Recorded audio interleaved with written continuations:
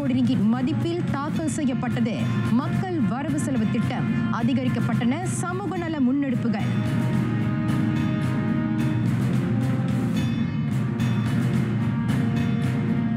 மீண்டும் பிப்ரவரியில் 100 ரிங்கிட் சாரா உதவித்தொகை இரட்டிப்பாக்கப்படுகிறது. ஈகாசி நிதி, தீபாவளிக்கு முன்னரே STR நிதி.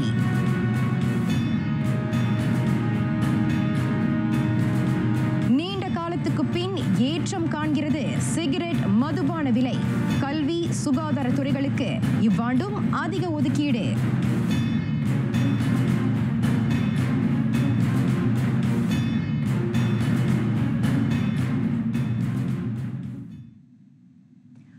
வணக்கம், சலாம் மலேசியா மடானி. RTM தமிழ் செய்திகள் உங்களுக்காக, உங்களுடன் நான் சூர்யா சம்பத். 4ஆம் மடானி வரவு செலவு திட்டம், மக்களின் வரவு செலவு திட்டம், அதனையே கருப்பொருளாக கொண்டு 2026 வரவு செலவு திட்டத்தை பிரதமரும் நிதி அமைச்சருமான டாக்டர் ஸ்ரீ அன்வர் இப்ராஹிம் இன்று தாக்கல் செய்தார். 2026 தொடங்கி 2030 வரையிலான 13ஆம் மலேசிய திட்டத்தின் கீழ் தாக்கல் செய்யப்பட்டிருக்கும் முதல் வரவு செலவு திட்டம் இது. 47,000 கோடி ரிங்கிட் மதிப்பில் அடுத்த ஆண்டுக்கான வரவு செலவு திட்டம் தாக்கல் செய்யப்பட்டிருக்கிறது. நாட்டின் பொருளாதாரத்தை உந்தச் செய்வதுடன் மக்களின் அடித்தட நல்வாழ்வை மேலோங்கச் செய்யும் முதன்மை கோட்பாட்டை இது கொண்டிருக்கிறது. மடானி பொருளாதாரத்தின் 3 முக்கிய தூண்களின் அடிப்படையில் 9 முதன்மை உறுதிப்பாடுகளை கொண்டு இந்த வரவு செலவு திட்டம் வகுக்கப்பட்டிருக்கிறது. 2026 வரவு செலவு திட்டம் குறித்த முன்னோட்டத்தை நாடாளுமன்றத்தில் இருந்து வழங்குகிறார் நம் செய்தியாளர் இந்திரா ராஜகோபால். வணக்கம் இந்திரா. 2026 வரவு செலவு திட்டம் தாக்கல் செய்யப்பட்டிருக்கிறது. மறுமலர்ச்சி முனைப்புகள் வாயிலாக பெறப்படும் நிதியை மக்களுக்காகவே செலவிடுவது அதன் நோக்கமாகும். 2025 வரவு செலவு திட்டம் 45,200 கோடி ரிங்கிட் மதிப்பில் தாக்கல் செய்யப்பட்ட வேளை 2026ஆம் ஆண்டு வரவு செலவு திட்டம் 47,000 கோடி ரிங்கிட் மதிப்பில் பரிந்துரைக்கப்பட்டிருக்கிறது. நிர்வாக செலவுகளுக்காக 33 கோடியே 800 கோடி ரிங்கிட்டும், மேம்பாட்டு செலவினங்களுக்கு 8,100 ரிங்கிட்டும் ஒதுக்கப்பட்டுள்ளது.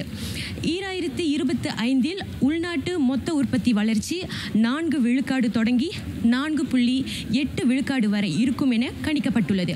ஆயினும் உலக நிலைத்தன்மையற்ற சூழலால் 2026 உள்நாட்டு மொத்த உற்பத்தி வளர்ச்சி 4 விழுக்காடு முதல் 4.5 விழுக்காடு வரை இருக்கும் என கணிக்கப்படுகிறது. அடுத்த ஆண்டில் பணவீக்கம் 3.5 விழுக்காட்டுக்கு குறையும் என்றும் அரசு இலக்கிட்டுள்ளது. பல்வேறு வகையான இலக்கிடப்பட்ட உதவி தொகை செயலாக்கம் வாயிலாக அரசு ஆண்டுக்கு 1,550 கோடி ரிங்கிட்டை மிச்சப்படுத்தும் என எதிர்பார்க்கப்படுகிறது. அதேவேளை 2026 கூட்டரசு அரசாங்கத்தின் வரி வசூலிப்பு 34,310 கோடி ரிங்கிட்டாக அதிகரிக்கும் என்றும் எதிர்பார்க்கப்படுகிறது. 2026 வரவு செலவு திட்ட அறிக்கை பற்றி மேலும் விரிவாக தகவல் பெற மீண்டும் அங்காசபுரிக்கு அனுப்பி வைக்கிறோம். நாடாளுமன்றத்திலிருந்து RTMக்காக இந்திரா ராஜகோபால்.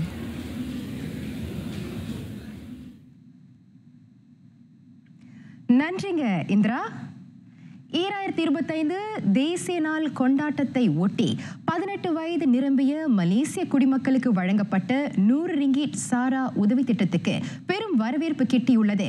அதனைத் தொடர்ந்து அடுத்த ஆண்டு சீன புத்தாண்டு மற்றும் ரமதான் மாத ஆயத்தத்துக்காக மீண்டும் 100 ரிங்கிட் சாரா சிறப்பு உதவி நிதி வழங்கப்படும் என பிரதமர் அறிவித்தார். 18 வயது நிரம்பிய மலேசிய குடிமக்கள் 2,20,00,000 பேர் அந்த உதவியை பெறுவர். STR சாரா 2026க்காக 150 கோடி ரிங்கிட்டை அரசு ஒதுக்குகிறது. ரான் 95 மற்றும் டீசலுக்கான இலக்கிடப்பட்ட உதவித்தொகை செயலாக்கத்தின் வாயிலாக மிச்சப்படுத்தப்பட்ட நிதி மக்களுக்கு இத்தகைய உதவிகளாக திரும்ப வழங்கப்படுவதாக டாக்டர் ஸ்ரீ அன்வார் விவரித்தார். ஈகாசி திட்டத்தின் கீழ் மாதந்தோறும் வழங்கப்படும் 100 ரிங்கிட் உதவித்தொகை அடுத்த ஆண்டில் இருந்து மாதம் 200 ரிங்கிட் உயர்த்தப்படுகிறது. 10 லட்சம் பேர் இந்த அனுகூலத்தை பெறுவர். மாதந்தோறும் வழங்கப்படும் 100 ரிங்கிட் சாரா உதவித்தொகை நீடிக்கிறது.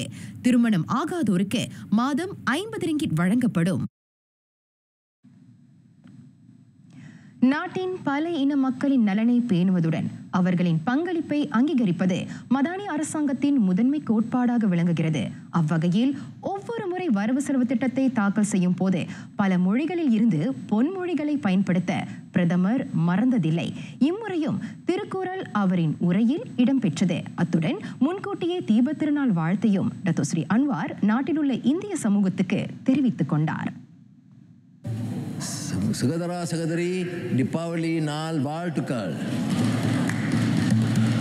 கேதம் பெருக்காமுன் இல்லல்லா நெஜ்ஜதுக் கோத்தாமாய் சந்திரக்கானி.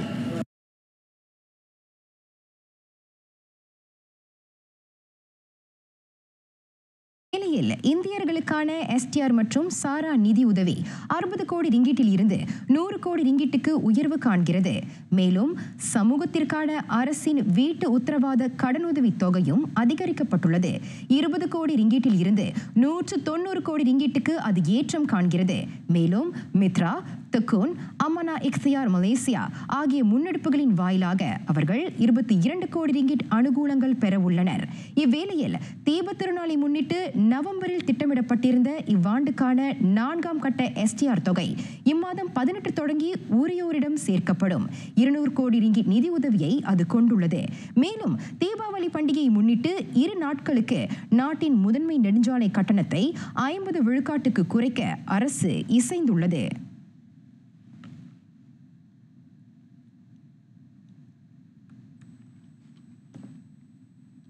அரசு சேவையளிப்பு முறை மேம்படுத்தப்பட வேண்டும் என்பதில் மடானி அரசு தீவிரம் காட்டுகிறது. அதற்கு பொது சேவை பணியாளர் மனம் குளிர வேண்டும் அல்லவா? அதன் பொருட்டு கிரேட் 56 மற்றும் அதற்கு கீழ்ப்பட்டோருக்கு 500 ரிங்கிட் சிறப்பு உதவி நிதி அடுத்த ஆண்டு வழங்கப்படும். அரசு ஒப்பந்த பணியாளர்களும் இந்த 500 ரிங்கிட் சிறப்பு உதவி நிதியை பெறுவர். ஓய்வூதியர்களுக்கு 250 ரிங்கிட் வழங்கப்படும். நோன்பு பெருநாளை ஒட்டி 2026 மார்ச் மாதத்தில் இந்த சிறப்பு உதவி நிதி வழங்கப்படும். அதேவேளை 10 ஆண்டுகளுக்கு பிறகு நீதிபதிகளுக்கான ஊதியம் உயர்த்தப்படுகிறது. 2026 ஜனவரி 1 தேதி தொடங்கி 30 விழுக்காட்டு ஊதிய உயர்வை அவர்கள் பெறுவர். அரசு பணியாளர் குடியிருப்புகளை சீரமைக்கவும் பழுது நீக்கவும் 220 கோடி ரிங்கிட் ஒதுக்கப்பட்டுள்ளது. சொந்த வீடு பெற இயலாத அரசு ஒப்பந்த பணியாளர்களுக்கு உதவ 100 கோடி ரிங்கிட் ஒதுக்கப்படுகிறது. அமைதியாக நடைபெறும் குற்றச்செயல் வன்பகடி அதற்கு முற்றுப்புள்ளி வைக்கப்பட வேண்டும். பரிவு அடிப்படையிலான கல்வி, தயவு காட்டா செயலாக்கம் ஆகியவை வழி அந்த குற்றத்தை வேறொருக்கலாம் என பிரதமர் குறிப்பிட்டார். பள்ளி, பல்கலைக்கழகம், பணியிடம், மெய்நிகர் என பல்வேறு தளங்களில் மலிந்து கிடக்கிறது வன்பகடி. அதனை ஒடுக்க 2025 வன்பகடி தடுப்புச் சட்ட வரைவை தாக்கல் செய்ய அரசு இணங்கியது. பள்ளி அளவிலான வன்பகடி தடுப்புச் சட்டகத்தை கல்வி அமைச்சு உருவாக்கியுள்ளது. பரிவுமிகு பள்ளி செயற்பாட்டு திட்டம் வழி ஆசிரியர், மாணாக்கர் ஆகிய தரப்புகளின் பங்கினை அரசு வலுப்படுத்துகிறது. மறைக்காணிகள் வழி உயர்கல்விக் கழக மாணாக்கர் பாதுகாப்பு மேம்படுத்தப்படுகிறது. தவிர நன்னெறி, தலைமைத்துவ பயிற்சிகளும் ஏற்பாடு செய்யப்பட்டுள்ளன.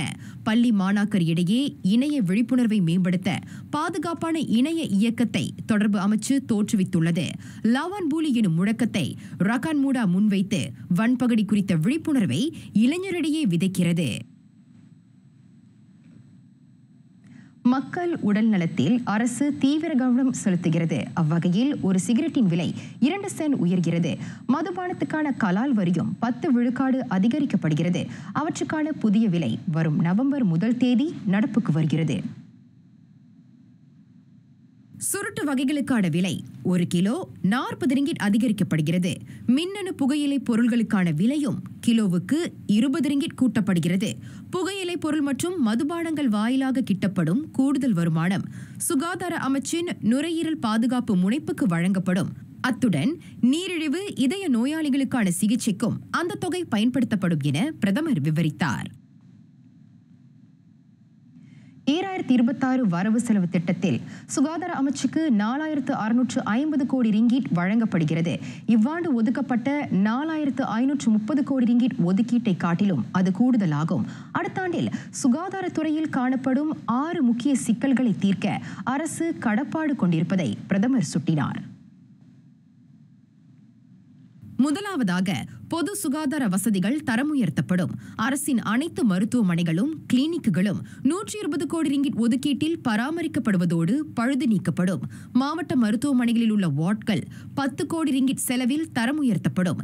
கெடுமுடிந்த மருத்துவ உபகரணங்கள் மாற்றப்படுவதோடு 75 கோடியே 50 லட்சம் ரிங்கிட் ஒதுக்கீட்டில் அதிநவீன உபகரணங்கள் கொள்முதல் செய்யப்படும். பொது மருத்துவமனை, சுகாதார கிளினிக், தாய் சேய் கிளினிக், சமூக கிளினிக், கிராம கிளினிக் ஆகியவற்றில் இணைய வசதியை மேம்படுத்த மலேசிய தொடர்பு பல்லூடக ஆணையம் 65 கோடி ரிங்கிட் நிதி ஏற்படுத்தியுள்ளது. பொது மருத்துவமனைகளில் நோயாளிகள் நெரிசலை களையவும் கவனம் செலுத்தப்படுகிறது. குறிப்பாக அங்குள்ள வெளிநோயாளிகளுக்கு ராணுவ மருத்துவமனை, பல்கலைக்கழக மருத்துவமனை, தனியார் மருத்துவமனை ஆகியவற்றில் சிகிச்சை அளிக்க ஒத்துழைப்பு அணுக்கப்படுத்தப்படும். அதற்காக 140 கோடி ரிங்கிட் ஒதுக்கப்பட்டுள்ளது. பொது மருத்துவமனையை அதிகம் சார்ந்திருப்பதை குறைக்க சுகாதார கிளினிக்குகளுக்கு வலுவூட்டப்படும். அங்கு சமூக வல்லுநர்களின் சேவையை ஏற்படுத்த 3 கோடி ரிங்கிட் நிதியுதவி வழங்கப்படும். கடாவில் வடமண்டல புற்றுநோய் சிகிச்சை மையம் நிறுவப்படுவதோடு ஜோஹர் பொந்தியான் மருத்துவமனை, ஸ்லாங்கூர் பந்திங் மருத்துவமனை, சுங்கைபுல மருத்துவமனை ஆகியவற்றில் புதிதாக இணை கட்டடம் அமைக்கப்படும். கிளாந்தான் குபாங்கரியான் USM நிபுணத்துவ மருத்துவமனையில் உள்ள அதிநவீன அறுவை சிகிச்சை மைய கட்டடம் தரம் உயர்த்தப்படும். புதிதாக 13 சுகாதார கிளினிக்குகள் கட்டப்படவிருக்கின்றன. கிளாந்தான் மாச்சாங், நகரி சம்பிலான், தலோக் கமாங், சரவாக் மூக்கா போன்ற பகுதிகளில் அவை நிர்மாணிக்கப்படும். மேலும் பேசிய டத்தோ ஸ்ரீ அன்வார், ஊழியர் சேமநிதி வாரியம் KWSP உறுப்பினர்கள் சஜாத்ரா கணக்கை பயன்படுத்தி அடிப்படை காப்புறுதி திட்டத்தை பெற்றுக்கொள்ளலாம் என்றார். இவ்வேளையில் மை சலாம் அறிமுகம் கண்டதில் இருந்து 17 லட்சத்திற்கும் அதிகமானோர் நன்மை அடைந்துள்ளனர். மருத்துவமனை மற்றும் கடும் நோய்களுக்கு நிவாரணம் காண 120 கோடி ரிங்கிட்டுக்கும் கூடுதலான அனுகூலங்களை அவர்கள் அனுபவித்தனர். மதானி அரசாங்கம் ஒப்பந்த அடிப்படையிலான மருத்துவர்கள் மற்றும் சுகாதார பணியாளர்களின் நலனிலும் கவனம் செலுத்துகிறது. அந்த வகையில் அடுத்த ஆண்டு 4500 ஒப்பந்த மருத்துவர்களுக்கு நிரந்தர பதவி வழங்கப்படும் என டத்தோ ஸ்ரீ அன்வார் அறிவித்தார். சுகாதார அமைச்சின் பயிற்சி கழகங்களில் படிப்பை முடித்த மொத்தம் 935 தாதியர்கள் அடுத்த ஆண்டு நிரந்தர பணியாளர்களாக நியமிக்கப்படுவர். 2006ஆம் ஆண்டு முதல் மருத்துவ ஆலோசக கட்டணம் மீளாய்வு செய்யப்படவில்லை. எனவே வழங்கப்படும் சேவைக்கு ஈடாகவும் மக்களுக்கு சுமையை ஏற்படுத்தாத வகையில் குறைந்தபட்ச விகிதத்தை நிலைநாட்டவும் கூடுதல் தளர்வு வழங்கும் வகையில் அது மறு ஆய்வு செய்யப்பட்டிருப்பதாக பிரதமர் கூறினார். அதன்படி மருத்துவ ஆலோசக கட்டணத்தை 10 ரிங்கிட்டுக்கும் 80 ரிங்கிட்டுக்கும் இடையில் நிர்ணயிக்க அரசாங்கம் ஒப்புதல் அளித்துள்ளது. மருத்துவர்கள், மருத்துவ நிபுணர்கள், பல் மருத்துவர்கள் ஆகியோரின் அர்ப்பணிப்புக்கு மதிப்பளிக்கும் வகையில் அழைப்பின் பேரில் பணிபுரிவதற்கான அலவன்ஸ் ETAP இம்மாதம் 1ஆம் தேதி முதல் 40 விழுக்காடு அதிகரிக்கப்பட்டுள்ளது. இதன் வழி ஓய்வில் இருக்கும் போது பணிபுரிய உத்தரவை பெறும் மருத்துவர்களுக்கு வழங்கப்படும் செலவுப்படி 250 ரிங்கிட்டில் இருந்து 350 ரிங்கிட்டாக அதிகரித்துள்ளது. மருந்துகளின் உத்தரவாதத்தை உறுதி செய்ய அரசாங்கம் முக்கிய மருந்துகள் தொடர்பில் பொது தனியார் ஒத்துழைப்பு திட்டங்களை மேற்கொள்ளவிருக்கிறது. இது நாட்டின் மருந்து தயாரிப்பு தொழில்துறையின் போட்டியிடும் ஆற்றலையும் மருந்து கையிருப்பையும் அதிகரிக்கும் என பிரதமர் கூறினார். 38 புதிய பள்ளிகளை அடுத்த ஆண்டு நிறுவ அரசு எண்ணம் கொண்டுள்ளது. பஹாங் ஜொராம் தோட்ட தமிழ் பள்ளியும் பேராக் ஐக்வா சீன பள்ளியும் அதில் அடங்கும். இவற்றை உட்படுத்தி 6620 கோடி ரிங்கிட் ஒதுக்கீட்டை கல்வி அமைச்சு அடுத்த ஆண்டு பெறுகிறது. இவ்வாண்டு 6420 கோடி ரிங்கிட் வழங்கப்பட்ட நிலையில் அடுத்த ஆண்டு கூடுதல் நிதி ஒதுக்கப்பட்டுள்ளது. தொழில் அடிப்படையிலான கட்டுமானம் அடிப்படையில் கட்டப்பட்டுள்ள பள்ளிகளில் கூடுதல் வகுப்பறைகள் நிறுவப்படும். அவற்றின் கட்டுமானம் 6 மாதத்தில் நிறைவடையும். அதிக மாணவர் எண்ணிக்கை உடைய 100க்கும் மேற்பட்ட பள்ளிகளில் வகுப்பறைகள் நிறுவ 10 கோடி ரிங்கிட் ஒதுக்கப்பட்டுள்ளது. 350 பாலர் பள்ளி வகுப்புகளும் கட்டப்படும். பள்ளி மாணவருக்கு 15 கோடி ரிங்கிட் ஒதுக்கீட்டில் சிறிய கல்வி கடனுதவியும் வழங்கப்படும். மாணாக்கர் 8,70,000 பேர் சத்தான உணவை உண்பதை உறுதி செய்ய RMT திட்டத்துக்கு 87 கோடி ரிங்கிட் ஒதுக்கீடு செய்யப்பட்டுள்ளது. பள்ளி பொது நிதியுதவி 5ஆம் படிவம் வரை பயிலும் வறிய நிலை மாணாக்கருக்கும் விரிவுபடுத்தப்படும். இதற்கிடையில் சிறார் கல்வியையும் தொடர்ந்து மேம்படுத்த அரசு முனைகிறது. 6 சிறார் பராமரிப்பு மையங்களும் பாலர் பள்ளிகளும் நிறுவப்படும். 2 கோடி ரிங்கிட் நிதி ஒதுக்கீட்டில் ஒருமைப்பாட்டு பாலர் பள்ளி வசதிகள் மேம்படுத்தப்படும். இலக்கவியல் கல்வி தேவைக்கேற்ப திறன் தொலைக்காட்சிகளும் நாடு நெடுக உள்ள 10,500 பாலர் பள்ளிகளுக்கு வழங்கப்படும். 7 கோடி ரிங்கிட் செலவை அக்து உட்படுத்தியுள்ளது. தவிர சிறப்பு தேவை உள்ள மாணவருக்கான புதிய பள்ளிகள் எழுப்பப்படும். 70 கோடி ரிங்கிட் செலவில் கூடுதல் 35 இணை கட்டடங்கள் நாடு முழுவதும் உள்ள சிறப்பு தேவை உடைய மாணவர் பயிலும் பள்ளிகளில் நிறுவப்படும். உடற்பேறு குறைந்த 1,50,000 மாணவர் மாதத்திற்கு 150 ரிங்கிட் செலவுப்படியை பெறுவர். அதிக வளர்ச்சியடையும் துறைகளின் தேவையை நிறைவு செய்ய மேலும் அதிகமான நுட்பக்கல்வி திறன் பயிற்சி துறையினர் தேவைப்படுகின்றனர். அதன் பொருட்டு நுட்பக்கல்வி திறன் பயிற்சி சூழியலை தேசிய டிவெட் மன்றம் மேம்படுத்தும். நுட்பக்கல்வி திறன் பயிற்சி சட்ட முன்வரைவை ஏற்றுவதும் அவற்றுள் அடங்கும். 790 கோடி ரிங்கிட் அந்த துறைக்கு அடுத்த ஆண்டு ஒதுக்கப்பட்டுள்ளது. இவ்வாண்டு அதற்கு 750 கோடி ரிங்கிட் ஒதுக்கப்பட்ட நிலையில் அடுத்த ஆண்டு கூடுதல் நிதி ஒதுக்கப்படுகிறது. டிவெட் துறை கல்வியும் பயிற்சிகளும் மேம்படுத்தப்படும். டிவெட் கல்வி பயிலும் 79,000 பேருக்கு கல்வி அமைச்சின் நுட்பக்கல்வி திறன் பயிற்சி கழகத்தின் வழி 130 கோடி ரிங்கிட் ஒதுக்கப்பட்டுள்ளது.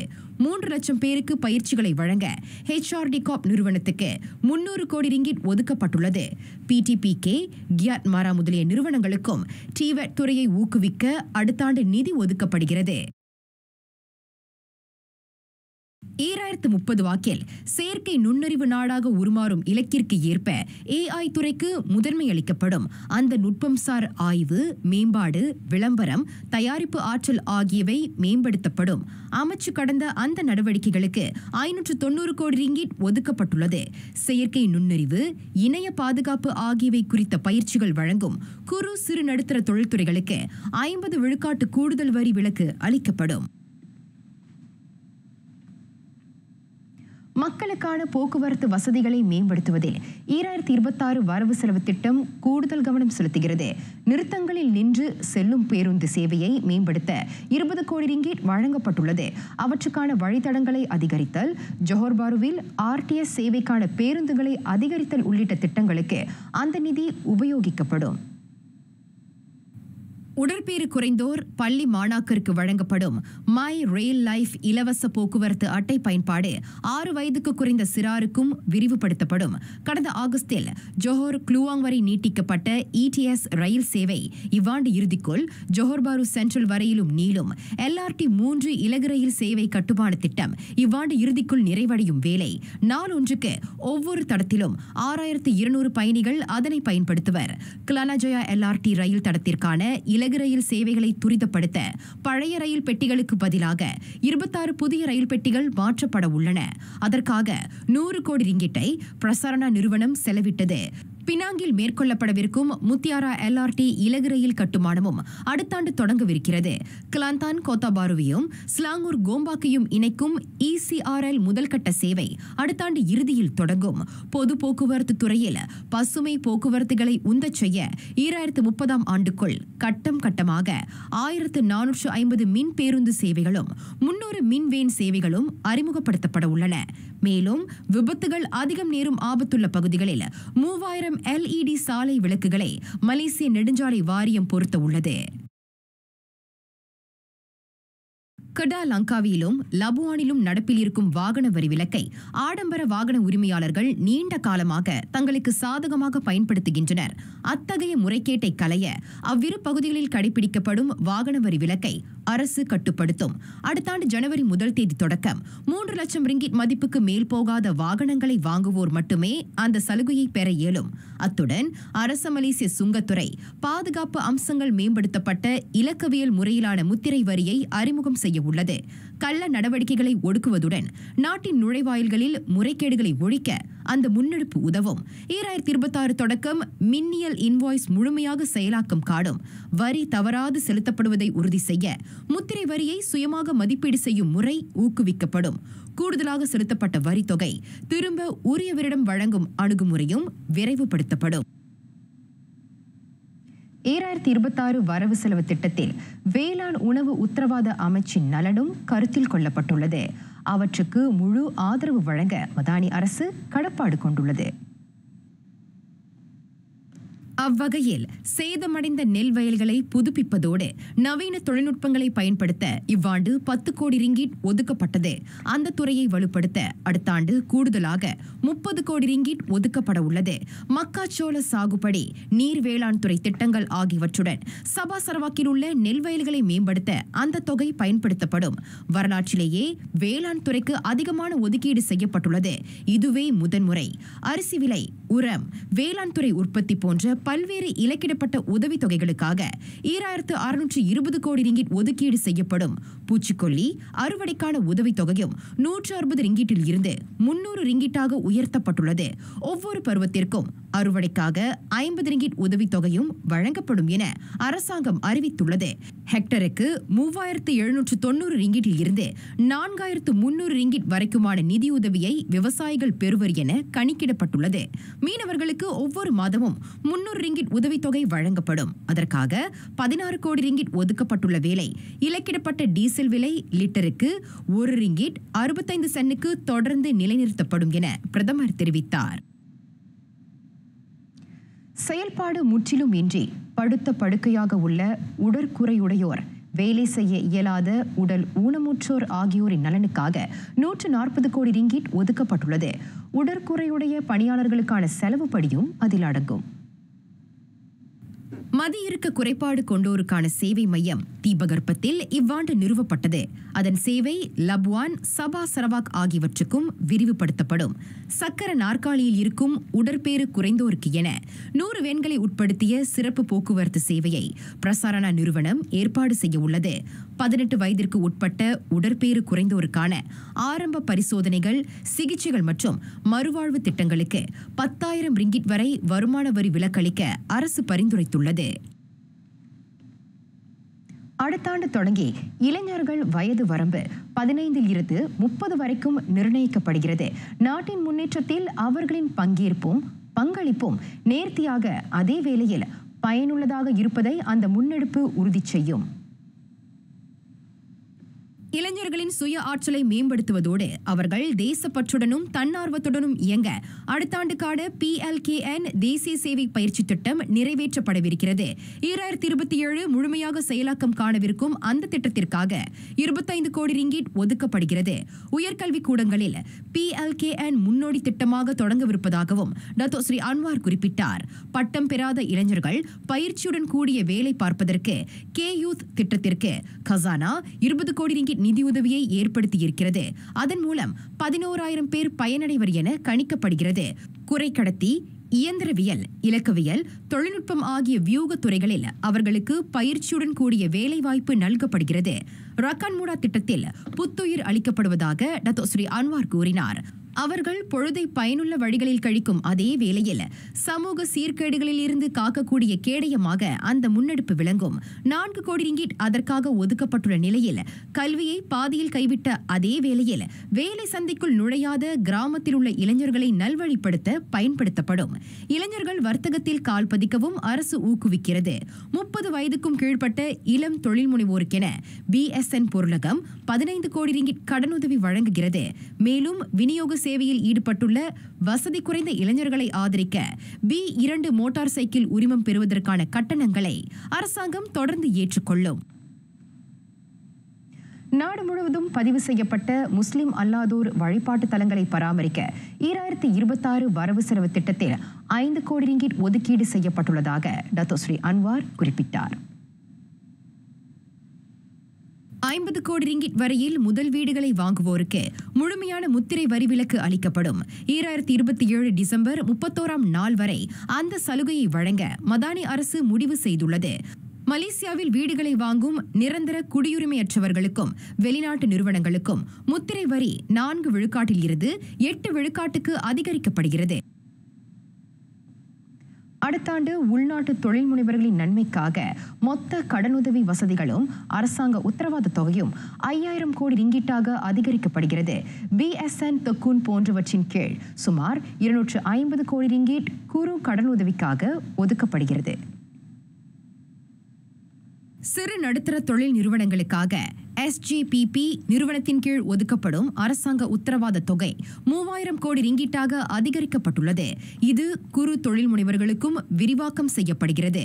நாடு முழுவதும் இருக்கும் தொழில்துறை கூட்டுறவு கழகங்களுக்கு ஆதரவாக இயங்க மலேசிய கூட்டுறவு ஆணையத்துக்கு 5 கோடி ரிங்கிட் ஒதுக்கீட்டும் அறிவிக்கப்பட்டுள்ளது. நிதி மேம்பாட்டு கழகம் DFI வர்த்தக இலக்கவியல் பயன்பாட்டை ஊக்குவிக்க சுமார் 100 கோடி ரிங்கிட் மதிப்பிலான மானியத்தையும் கடன் உதவியையும் பெறவிருக்கிறது. உள்நாட்டினரின் கண்டுபிடிப்புகளும் புத்தாக்க படைப்புகளும் ஆய்வுக்கூடத்தில் முடங்கிவிடாமல் சந்தைக்கு கொண்டு செல்லப்படுவதை உறுதி செய்யும் முயற்சிகளுக்கு இந்த வரவு செலவு திட்டத்தில் கவனம் செலுத்தப்படுகிறது. அந்த வகையில் உள்நாட்டு பொருட்களை வாங்க ஊக்குவிக்கும் திட்டங்களை அரசாங்கம் முடுக்கிவிடவிருக்கிறது. புள்ளி விவரப்படி பொது பல்கலைக்கழகங்கள் இதுவரையில் புத்தாக்க கண்டுபிடிப்புகளை சந்தைப்படுத்த சுமார் 450 வெளியீட்டு நிறுவனங்களை நிறுவியுள்ளன. இருப்பினும் அவற்றின் விற்பனை விகிதம் இன்னும் குறைவாகவே 5 விழுக்காடாக மட்டுமே உள்ளது. எனவே ஆராய்ச்சி மேம்பாட்டு கண்டுபிடிப்புகளை வர்த்தகமயமாக்கும் நடவடிக்கைகளுக்கு ஆதரவாக 2026 வரவு செலவு திட்டத்தில் சில திட்டங்கள் வரையறுக்கப்பட்டுள்ளன. பொது பல்கலைக்கழக விரிவுரையாளர்கள் நிறுவனங்களின் தோற்றுநராகவும் இருப்பதுடன் ஆராய்ச்சி மேம்பாட்டு நடவடிக்கைகளுக்காக ஓராண்டு விடுப்பு எடுத்துக்கொள்ள அனுமதிக்கப்படும். குறைந்தது 3 கோடி ரிங்கிட் தனியார் முதலீட்டை ஈர்க்கும் நடவடிக்கையில் கவனம் செலுத்த அவர்களுக்கு வாய்ப்பு வழங்கப்படவிருக்கிறது. உள்நாட்டு தயாரிப்புகளில் சின்னமிடுதல் மற்றும் உள்நாட்டு தயாரிப்புகளை வாங்கும் இயக்கம் தொடர்ந்து வலுப்படுத்தப்படவிருப்பதாக பிரதமர் தெரிவித்தார். வெளிநாடுகளிலும் மலேசிய பொருட்களை வாங்கும் இயக்கம் மேற்கொள்ளப்படும். அதற்காக 2 கோடி ரிங்கிட் ஒதுக்கப்படுகிறது. உயர்கல்விக் கழகங்களின் ஆராய்ச்சி புத்தாக்க கண்டுபிடிப்புகளை மக்களிடையே பிரபலப்படுத்தும் மற்றும் அவற்றின் விற்பனையை அதிகரிக்கும் தளமாக நாட்டின் சுற்றுலாத்துறையை உந்தச் செய்ய 70 கோடி ரிங்கேட் அடுத்த ஆண்டு ஒதுக்கப்படுகிறது. 2026 மலேசிய சுற்றுலா ஆண்டை முன்னிட்டு சுற்றுப்பயணிகளை ஈர்க்கும் நோக்கில் விளம்பரங்களை அதிகரிக்கவும் சுற்றுலா நடவடிக்கைகளை மெருகூட்டவும் அந்த நிதி பயன்படுத்தப்படும். 2026 மலேசிய சுற்றுலா ஆண்டை முன்னிட்டு உள்நாட்டில் சுற்றுலா மேற்கொள்வதை ஊக்குவிக்கும் வகையில் மலேசியர்களுக்கு 1000 ரிங்கிட் வரையில் வருமான வரி விலக்கு அளிக்கப்படுகிறது. அடுத்த ஆண்டு நாட்டிற்கு 4 கோடியே 70 லட்சம் சுற்றுப்பயணிகள் வருகை அளிப்பர் என எதிர்பார்க்கப்படும் நிலையில் 32,900 கோடி ரிங்கிட் வருமானம் பதிவு செய்யப்படும் என கணிக்கப்படுகிறது. இதன் வழி துறைசார் சிறு குறு நடுத்தர தொழில் முனைவோர் மட்டுமின்றி ஒட்டுமொத்த சமுதாயத்தின் பொருளாதாரமும் செழிப்படையும். 2026 மலேசிய சுற்றுலா ஆண்டு திட்டங்களுக்காக 50 கோடி ரிங்கிட் ஒதுக்கப்பட்டுள்ளது. சுற்றுலா கலை பண்பாட்டு தொடர்புடைய நிகழ்ச்சிகள் ஏற்பாடுகளுக்கு 6 கோடி ரிங்கிட்டும் கைவினைப் பொருள் கலைஞர்களின் வணிகத்தை உந்தச் செய்ய 5 கோடி ரிங்கிட்டும் மருத்துவ சுற்றுலாத்துறை மேம்பாட்டிற்கு 2 கோடி ரிங்கிட்டும் ஒதுக்கப்பட்டுள்ளது. இதற்கிடையில் நாட்டிற்கான அனைத்துலக விமான சேவைகளை உந்தச் செய்ய 5 கோடி ரிங்கிட்டுக்கு ஈடான மானியம் வழங்கப்பட்டுள்ளது. அது தொடர்பில் மலேசிய வான் போக்குவரத்து நிறுவனம் MAHB ஏற்கனவே 10 விமான நிறுவனங்களின் முதலீடுகளை நாட்டிற்குள் ஈர்த்துள்ளது. யுனெஸ்கோ அங்கீகாரம் பெற்ற சுற்றுலா தலங்களின் மேம்பாட்டிற்காக 2 கோடியே 50 லட்சம் ரிங்கிட் ஒதுக்கீடு அளிக்கப்பட்டுள்ளது. 58 லட்சம் ரிங்கிட் கூடுதல் ஒதுக்கீட்டில் விளையாட்டுத்துறை தொடர்ந்து மேம்படுத்தப்படும். ஒலிம்பிக்கில் முதல் தங்கம் வெல்லும் திட்டம் RTO உட்பட உயர்தர விளையாட்டுகளை வலுப்படுத்த அந்த நிதி பயன்படுத்தப்படும். மலேசியாவில் 2027 சி மற்றும் பாரா ஆசியான் விளையாட்டுப் போட்டிகள் நடத்தப்பட திட்டமிடப்பட்டுள்ளன. அந்த நிதியில் ஒரு பகுதி அவற்றுக்கான ஆயத்த முன்னெடுப்புகளுக்கு ஒதுக்கப்படும். அதேவேளை மாற்றுத்திறன் போட்டியாளர்கள் மற்றும் செவித்திறன் குறைபாடு உள்ள விளையாட்டாளர்களின் திறமை பட்டை தீட்டப்படும். நாடு முழுதும் இயங்கும் இளைஞர் மற்றும் விளையாட்டு வசதிகளை பராமரிப்பதற்கும் பழுது நீக்குவதற்கும் கூடுதல் கவனம் செலுத்தப்படவிருப்பதாக டத்தோ ஸ்ரீ அன்வார் குறிப்பிட்டார். மேலும் கல்வி அமைச்சின் கீழ் பள்ளி திடல்களும் தரம் உயர்த்தப்படும். உள்நாட்டு வருமான வரி வாரியம் ஒப்புதல் அளித்த அமைப்புகள் அவற்றின் வருமானத்தின் ஒரு பகுதியை விளையாட்டு நடவடிக்கைகளுக்கு பயன்படுத்த அரசு இணங்கியது.